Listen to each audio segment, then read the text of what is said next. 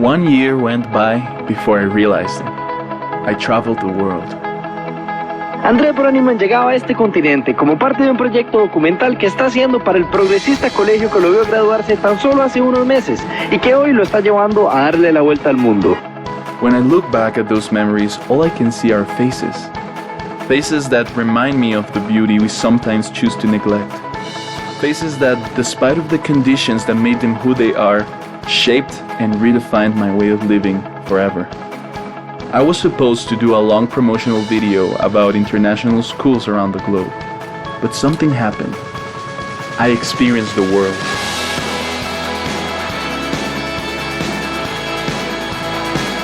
I saw the sun rising from different perspectives. I lived through the contrast and breathed the colors. And at the end of this hectic journey, I found something. Something that I never thought I would ever find, that made me realize I wasn't longer doing just a video. I was spreading through cinema a revolutionary idea. The story of this documentary.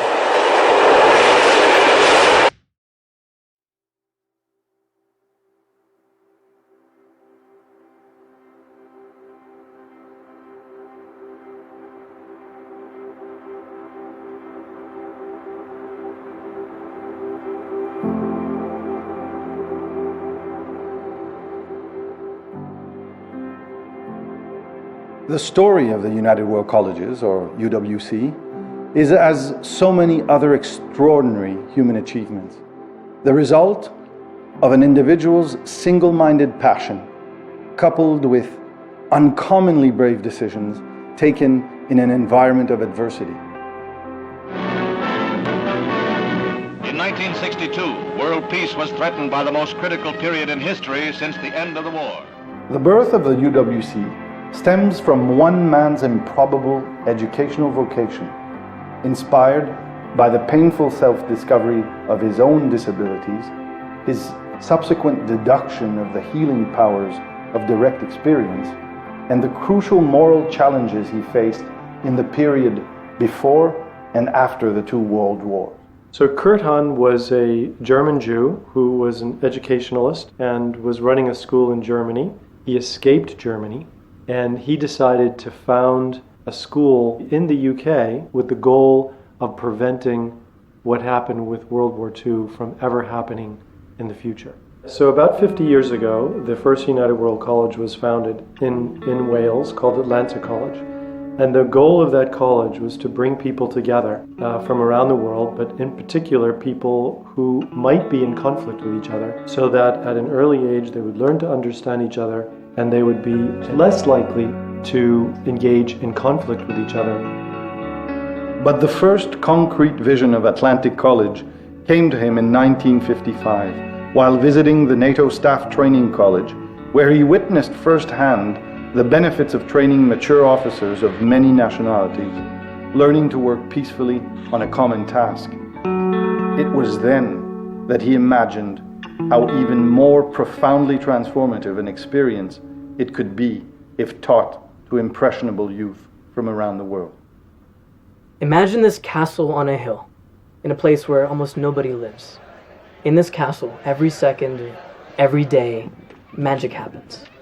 Magic happens in the cafeteria of the castle, where students sit together with other students from 10 other countries and talk about world issues while eating their lasagna. It happens in economics class when students are talking with internationals about economic dilemmas that are plaguing the whole entire world. It happens in the rooms in the castle where students live with different students from a totally different part of the world and live with them and learn to cooperate with them for 24 hours a day. Then it's these very students who go on decades later to become the change makers of their country. They lead the world that we are today.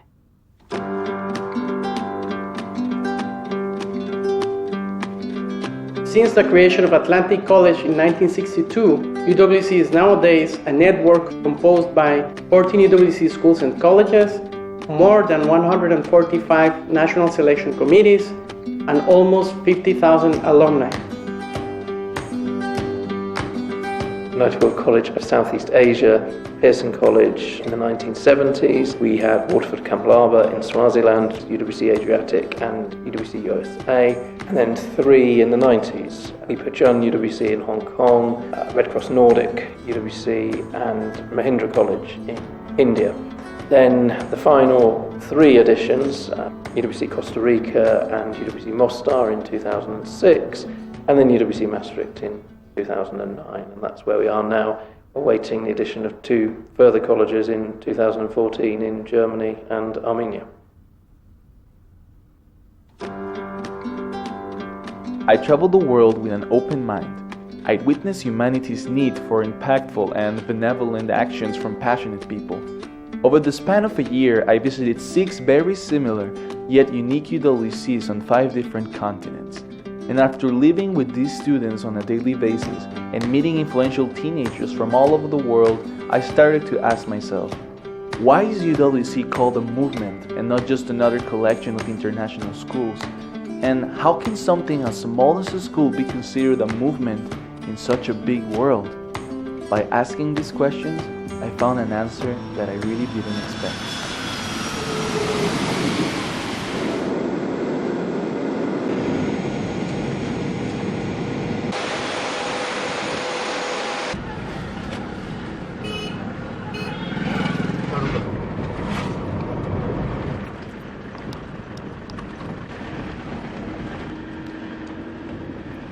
Located 1 hour away from the city of Pune in India, is one of the most unique boarding schools in Asia, the Mahindra United World College. Denmark! Kenya! I had many life-changing experiences at the first 2 United World Colleges I traveled to in Wales and Swaziland. As I spent more and more time visiting these UWCs, my understanding of these schools as a whole grew. It was at UWC Mahindra, halfway through my journey, that I began to change my perception of how the United World Colleges empowered its students to make change. Every person at UWC has an incredible, unique story to share. And although I wish I was capable to capture them all, these are the few I have the chance to share with you. The first at UWC Mahindra was that of Fatima Shafa. Okay, are you ready? Yeah, but what am I going to say? Okay, just say your name, age, and country, and, well, your story, okay? Okay. Okay, here we go. 1, 2, 3.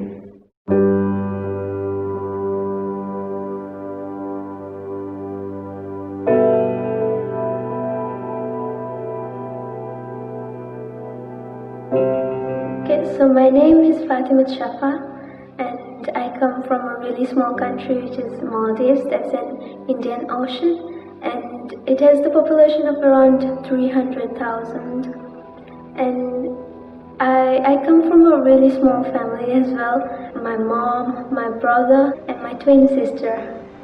My dad, he left us when we were not born. Yeah, my mom was the only one who struggled a lot for our education and food, housing, everything. So she was a teacher before, but she had a thyroid operation, and in that operation she lost her voice.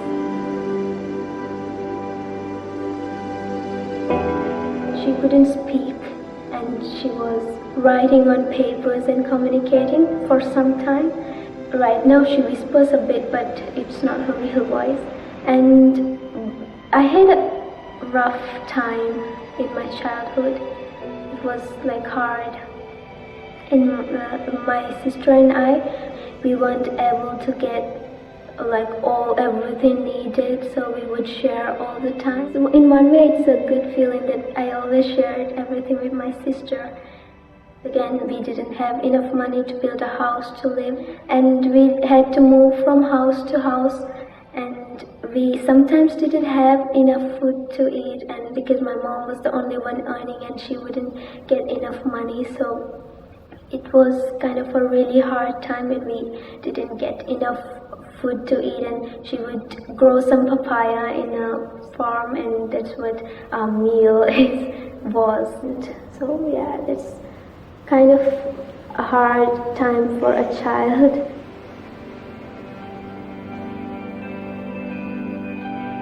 When I got the news, I was really happy. I was feeling like my life is gonna change from now.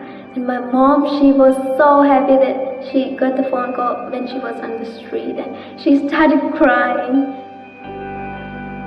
I was one of the 2 students who was selected for UWC. And from that time, my mom started saving a lot to buy me a new laptop. She got me a mini laptop, but for me it was the biggest gift ever. My mom wanted to stitch new clothes and everything for me so that I won't feel bad living with that's what she thought, that I would be living with people who would wear the fancy clothes and everything.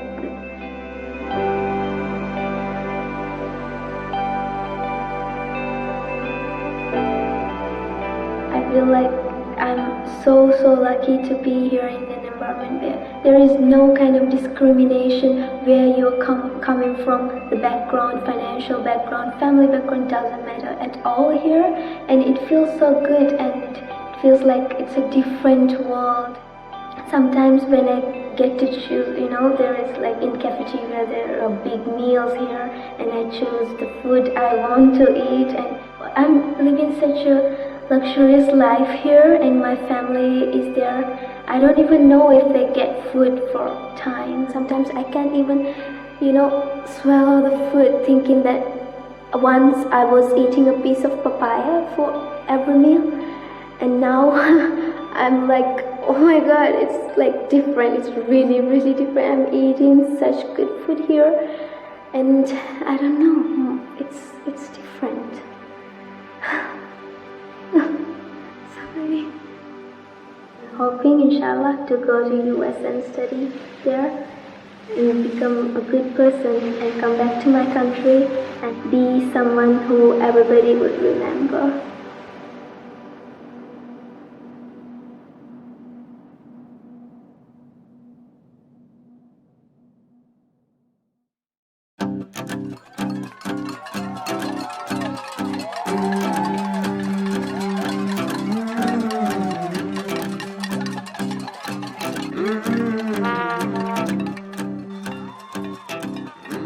So we're sitting in the bus going to the castle, and everyone was excited. We are finally there. Suddenly, we just hear slamming. All the students were slamming their hands on the windows, and the whole entire bus was like, where are we going? The second years were outside, they were really banging. They had their costumes on, paint, face paint. They had their pots and pans. They were really banging, trying to make me feel welcome.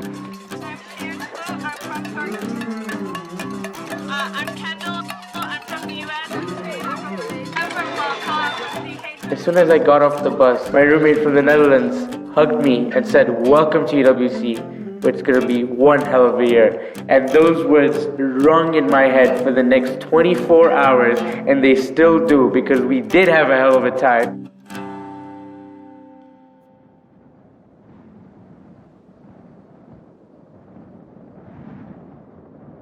UWC is a place where people do the learning from each other as opposed to just from their classes, where you can stay up till 3 a.m. in the day room talking about drone strikes in Afghanistan or about gun control in America with someone who's from Afghanistan. They're cheap labor, low price. That's a flaw in the market, but again, I don't think that other kinds of dependencies between different countries. There's not going to be any more cheap labor anymore, because right. as every country. When everybody is at the top, even at the bottom.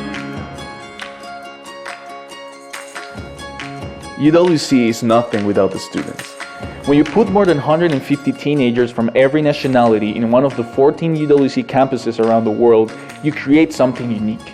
A subculture with its own traditions, rituals, and values, reflected through the different experiences such as shows, dances, activities, classes, sports, adventures, lectures, workshops, music, songs from all over the planet, community meetings and general assemblies, teams, student-led projects that exceed the standard expectations for a high school student. Freedom, guidance, and support.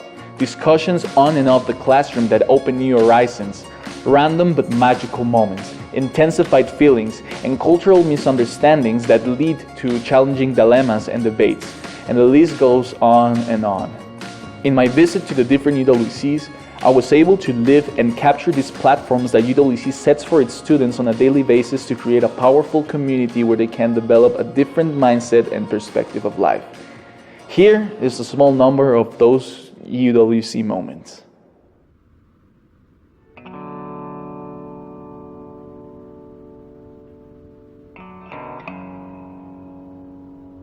I come from a country where homosexuality is highly criticized. Some people even get arrested when they are discovered that they are gay. When I came to UWC Costa Rica, I discovered out that my roommate was gay. I was so shocked at first because I didn't know how gay people look like, because before then I never was close to any gay person. And then I was trying to find ways on how I would have a conversation with him and ask him more about homosexuality. I remember the first time you actually came to me to ask about it, and I remember I was really shocked because I thought that coming from a very conservative context, you would be maybe more judgmental. He was so happy to tell me more about homosexuality, about his cultural beliefs, and also about atheists. I didn't want to talk about it, maybe in order to maintain a good relationship in the room. But then I learned that maybe by me thinking he was going to react badly, I was the one being judgmental. I was really happy to learn about it, and now I feel that if I find someone being discriminated because he's like that, I can be able to stand for that person, because that person is now my friend.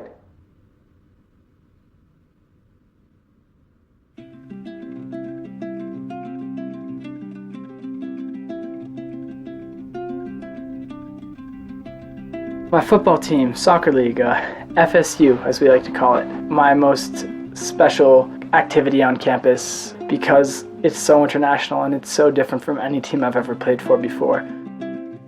You're like brothers on the field. You fight together, you win together, you lose together. Many of these guys grow up in the respective countries, the respective states, and they play with guys who have the same playing style as them. And then you come here and you're mixed in with a group of students, a group of guys who don't play the same way, and it makes it extremely unique because they're united by one thing, which is the game that they all love. You have your captain from the Netherlands that you look up to so much that you just want to play with. You have a guy from Japan who every time he knocks someone over helps them up even if it wasn't his fault, and is constantly apologizing because he's just one of the best people you've ever met on and off the field.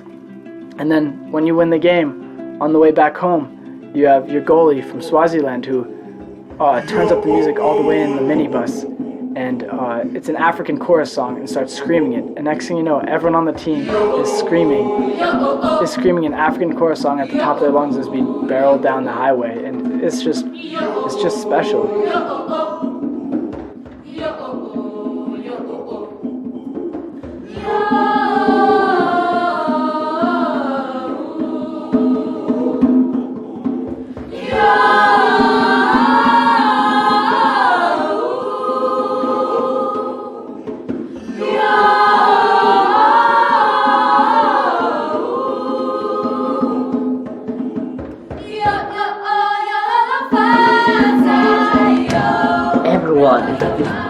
So amazing. I have a disability, and I remember back home, people didn't used to treat me as well as here. They will mock on me, or they will disappoint me in many ways. However, here in UWC, and they treat each other so well that it makes me want to treat them well. It's a love feeling that just goes from one person to the other and multiplies and just spreads away. And I think that's how the world should be like, right?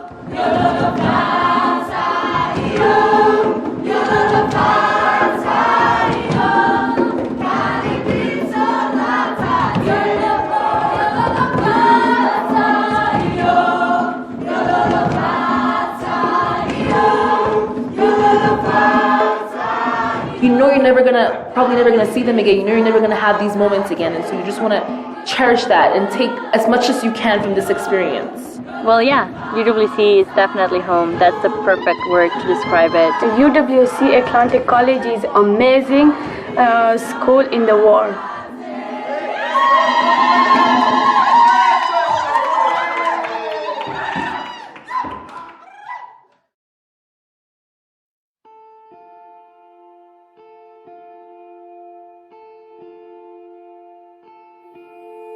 When it's sunny, I love to go outside and I feel the sun on my face, and I imagine the sky is so bright and there's no cloudy. And also I love to go to the beach, and I love the smell of the ocean. It smells so wonderful for me, and I feel relaxed and play with the water. I am Marta. I am from Ethiopia, and I am blind. I lost my sight when I was 4 years old, and then I went to boarding school for the blind in North Gondar, and I learned how to read and writing Braille there. Marta's performance was similar to the academic record of other students we had taken from similar schools in Ethiopia, but as you know, she was blind. One of the things we thought, wow, that's somebody who's got a lot of drive and wants to do amazing things both for herself and, in her case, for other visually impaired people in her home country and around the world. When I came to Pearson College, it was a challenge to navigate the new environment because everything is new. After 2 weeks, I navigate the direction, the campus, so I feel good. Most of the students were scared of me because I think they don't know a blind person before. However, there was one person that wasn't scared of me. The first time we really started to interact and I guess our friendship started to really form was probably in biology class, when we sat next to each other and we'd always talk over different diagrams, and we went to the whale soon afterwards. And it was so interesting to me because Marta looked at everything in a different way. So it was like learning twice in the same class. She explained to me the whale, how their fingers and their arms are joined. Even though her accent was tough to understand for me because for me she has a unique accent, USA accent.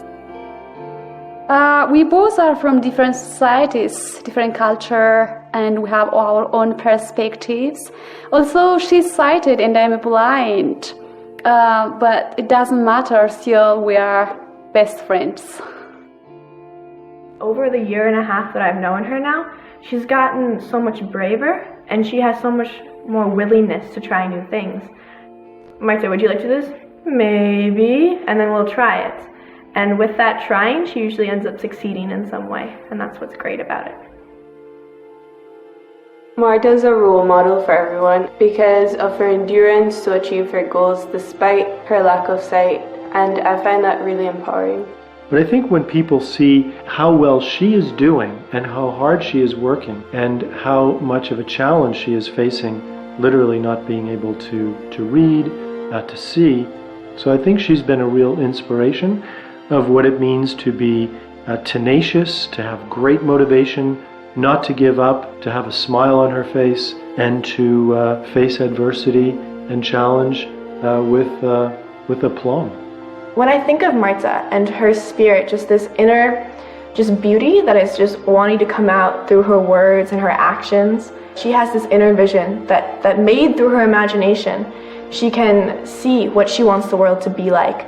She can imagine reforming the education system. I need to make a change to my society, and then I need to work with them. She can imagine doing all these different things. And no matter if she's blind or if she's Ethiopian or whatever's holding her back, she can imagine how to get over those obstacles.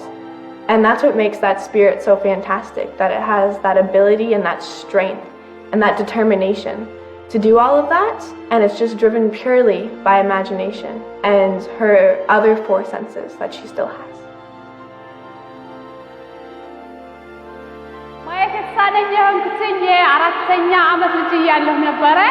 ከዛም በኋላ ወደ አይነ ስውራን አዳሪ ትምህርት ቤት ሄድኩኝና ብሬልን ለማንበብና ለመጻፍ በቃ። Now that being blind is not a barrier to finding my way around Pearson College, I feel more confident to take on new challenges. አመሰግናለሁኝ. Thank you.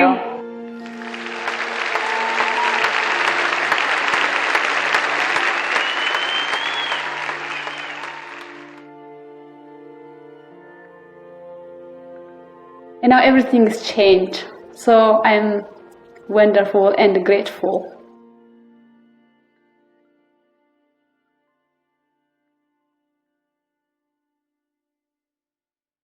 And education is the ultimate key, because it is not only about the academics and the subjects and what you can learn on books. Education is about empathy, it is about problem solving, it is about collaboration, it is about creativity, and it is about passion. At the end of this journey, we end up, in fact, using education as a force to unite people, cultures, and races. And I don't think we ever intended to. It just happened. It's not just an international school. It's, as they say, it's a movement. You know, they bring people here not just because they want to bring them together. They want to bring these people here to make a change. You know, they teach us how to be leaders. They teach us what to do. They teach us how to see the world with a different perspective. You know, to embrace the whole thing. You know, be closer to your friends. Make a new community. You know, to interact with other people. It's not just bringing people to one place and then expecting them to learn what we're teaching them. It's to create this new community, this new family, so we can, you know, change the world. That's what it is. It's a big idea, so that us little people can make it a reality. Every UWC school is different, starting off with the location, the teachers, the activities, etc. But no matter in which of the 14 campuses around the world you are, you get a particular and similar feeling. Some kind of UWC-ness that connects everything together and makes it all work. So when students graduate from UWC, they don't just get a degree. They become part of a worldwide web of people, friends, and contacts. A network that maintains itself together because of one common goal and belief, which is clearly stated in the mission statement of the United World Colleges. And thus, it stops being a school, and it becomes a movement that spreads like the fire. It's more about ideals rather than just an organization that look for education around the world.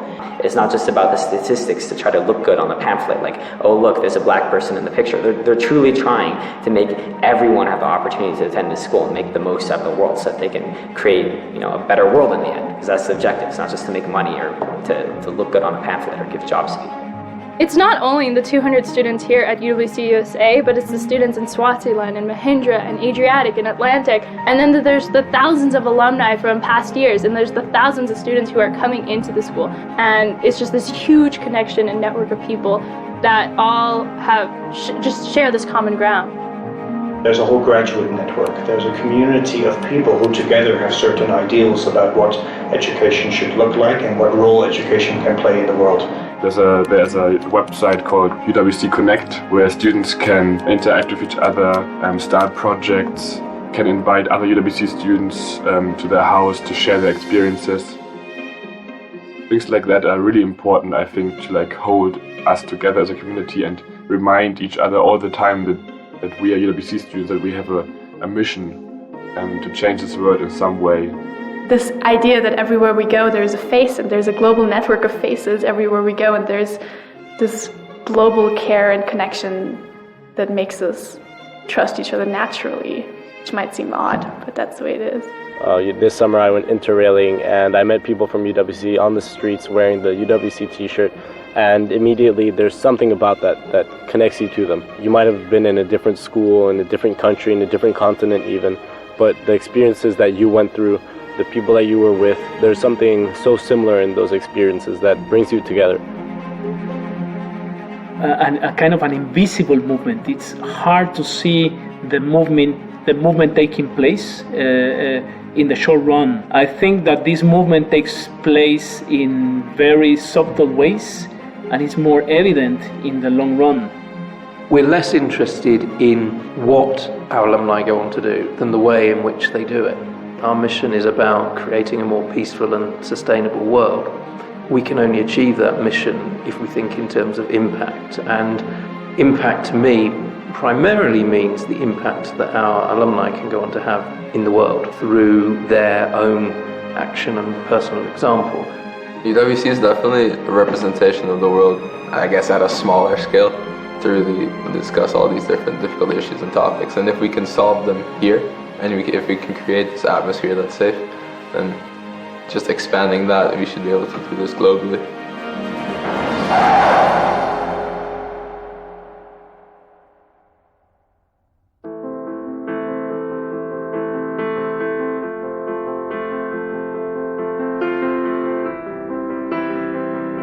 Every time when I come back to Limon, I realize how life has surprised me. Life is based on decisions, good decisions and bad decisions. 4 years ago, I decided to follow my passion. My name is Kevin Molina. I'm from Costa Rica. I'm 19 years old. When I was 12 years old, I got the opportunity to be in a soccer academy. Since then, I got this crazy dream to become a professional player. I come from Limon, the Caribbean part of Costa Rica. This place is very dangerous and unsafe. A lot of crimes, drugs, violence in the streets, people murdering each other. It was very, very, very rough to grow up there. In Limon, I met several people. The most important ones, my friends. I spent a lot of time with them in school, like playing football all the time. But later, the situation will become sad and upset when they decide to not the right decisions and they start going in the wrong ways. 4 of them are dead now. 2 of them are in jail.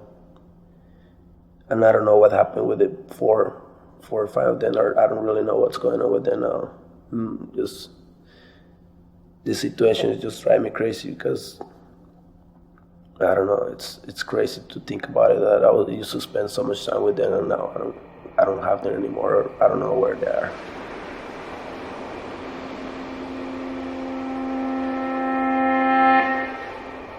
Because of my friends and my own decisions, I did a lot of mistakes. I started selling drugs, being part of violence, being part of the reality in Limon. I'm not proud of it. I'm not proud that I sold drugs. I'm not proud that I was involved in that environment, the environment of drugs, the environment of violence. I'm not proud of it. But I'm glad that I experienced that because I don't know, like it makes me grow up as a person. It makes me grow up as a human being. I don't know, but I just all those kind of things, like those actions, those bad actions, bad decisions, just makes me wake up. I saw my friends, I saw people in my environment, and then I was thinking, I don't want to be like them. I want to be different. I want to be somebody, and I don't want to be stuck in here, you know. And I don't know, like I started just believing myself, like putting a lot of effort and study, like football, like practice every day, hours and hours. I was confused. I was putting a lot of effort. I was like, my friends were like, man, don't go to school. Let's go to, I don't know, let's hang out in another place. I was like, no, I'm going to school. I took the decision because something in myself, my passion, man, like a voice in my mind, like telling me, like, don't be like that. Get out of there. Like, follow your dream, man. And in 2011, one of the greatest news comes. I got selected in the United World College's Fuller Scholarship, and I was like, there it is. I got it. I definitely got it. Like after all of effort, after all these crazy moments that I live, like this is the first step to become different. Those people, that community, they were like me. They were like trying to follow their goals. They were trying to be someone, like trying to change society. And I was like, this is what I was looking for.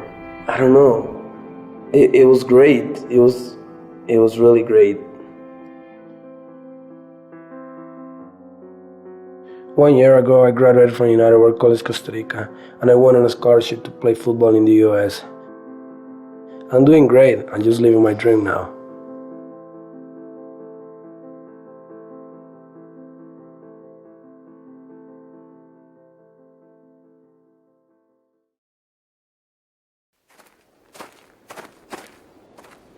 Sometimes I like to take a walk on a dirt trail and come across a pile of rocks where you can just sit and look at the castle. But there I realize that the castle is only a structural symbol of what happens within its walls.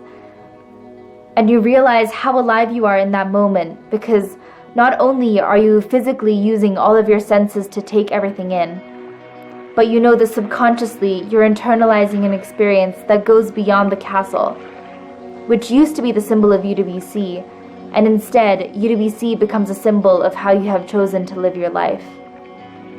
I always wonder how many people have sat there before me and also felt this way. And that while for me in New Mexico it might be sitting at those rocks, and for someone in Costa Rica it might be something else, or for someone in Canada it might be walking in the woods, in Swaziland it might be sitting at the top of a mountain, or in Wales it might be walking on a coastal path looking out at the ocean, and in India it might be watching the sunrise from an internet tower. But ultimately, it's the feeling of being alive and knowing that there's a whole web of people just like you who have experienced UWC, and realizing that even though you may never meet them, you are bound together by this movement. And in that precise moment, you feel like something inside of you has changed forever. What was so surreal about those places? About the people that inspire me every day to try to be better? I watched all the interviews over again, thinking that maybe by looking through their answers, through their voices and opinions, I was going to be able to understand a little bit more about the fuel that drives this educational movement, its essence, the intangible part of UWC. And then it hit me. What Fatima, Marta, Joe and Kevin, and all the other UWC students like Chisomo, Cesar or Sebastian had in common was a consciousness that has shaped their lives. The existence of the UWC spirit. One year went by before I realized it. I traveled the world. The UWC spirit comes organically out of a process of putting teenagers from all over the world together. It's the idea that we start seeing a country not only as another statistic or a number, but as a face that we put to a personal story. It's the idea that we start caring about the world in a different way, and we create compassion and empathy that we will carry on in our future decisions. When I look back at those memories, all I can see are faces. Faces that remind me of the beauty we sometimes choose to neglect. Faces that, despite of the conditions that made them who they are, shaped and redefined my way of living forever. I was supposed to do a long promotional video about international schools around the globe, but something happened. I experienced the world.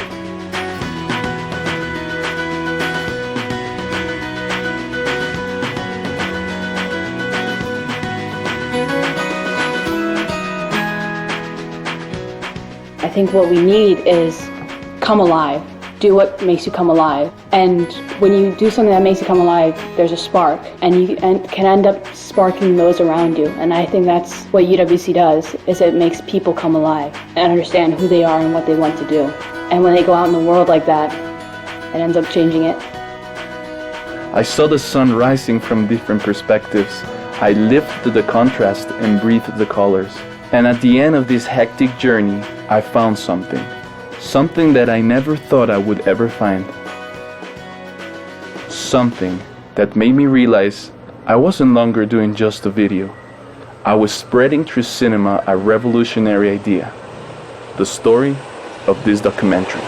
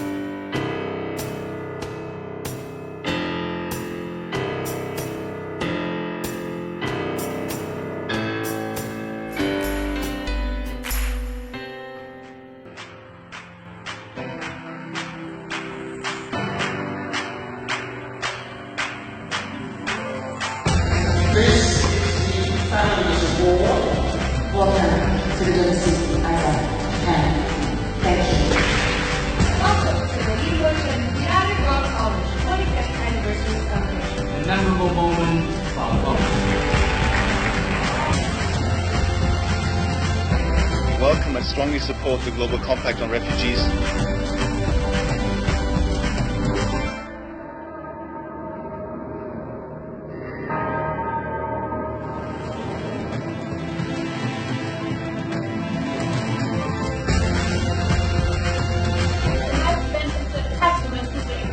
collaboration between all and UWC. That's the Herein Foundation. We believe our organisation's values and aspirations are aligned. We're here in Accra to welcome the national committees from Sub-Saharan Africa region. This is my first Asia Pacific region meeting. Coming to Bogota for the Americas regional meeting has been extraordinary. And I'm really excited to take away a lot of ideas about how we can improve our processes. And I hope to bring all this back to my country. There's so much always to learn, so many people to meet. Just an opportunity to exchange between national committees and strengthen the work.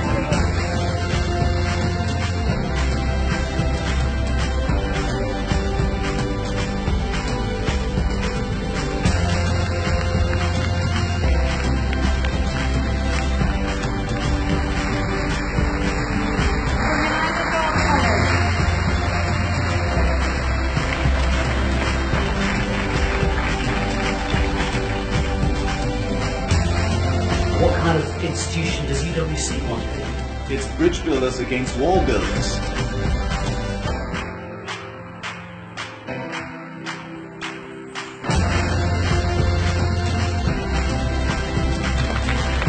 We have one strategy for one movement now. And I'm very excited about the 3 pillars: to seek, to educate, and to inspire. I think it's very exciting because it's facing the realities and the challenges of the movement, but at the same time it's looking forward.